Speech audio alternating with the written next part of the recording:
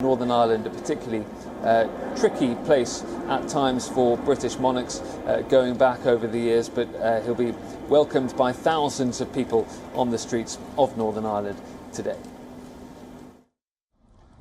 Northern Irish Loyalists laid flowers by a huge mural of a young Queen Elizabeth in a fiercely British corner of West Belfast, looking back at what they saw as a glorious past.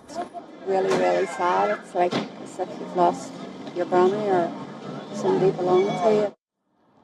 A few hundred metres away, across steel and concrete peace walls, many Irish nationalists reacted to her death with indifference or polite sympathy. Elizabeth was Queen for 70 of Northern Ireland's 100 years of history and for all of 3 decades of the Troubles, in which more than 3,000 died in sectarian fighting. Loyalists who want to keep the region under British rule remain among the royal family's most devoted subjects. Sinn Fein, the former political wing of the Irish Republican Army, horrified many Loyalists in May by securing the largest number of seats in the regional parliament for the first time. The party said a referendum on letting Northern Ireland join a united Irish state should be held within a decade. Doug Beattie is leader of the second largest unionist party, the Ulster Unionists.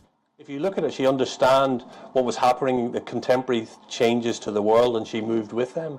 And I think Charles has the ability to do that as well. So in every corner of the kingdom, he's going to have a very particular issue that he's going to have to deal with. Of course, here in Northern Ireland, it's very acute because we come from a divided society. A potent symbol of the Union, the Queen in her later years became a major force for reconciliation with its Irish nationalist foes.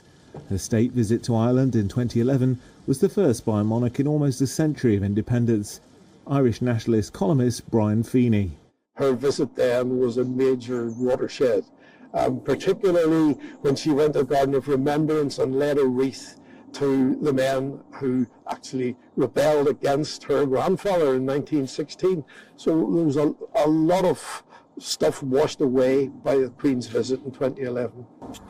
While some Irish nationalists in bars reportedly cheered the news of the Queen's death and some fireworks were heard in Belfast, the reaction across nationalist areas was largely muted.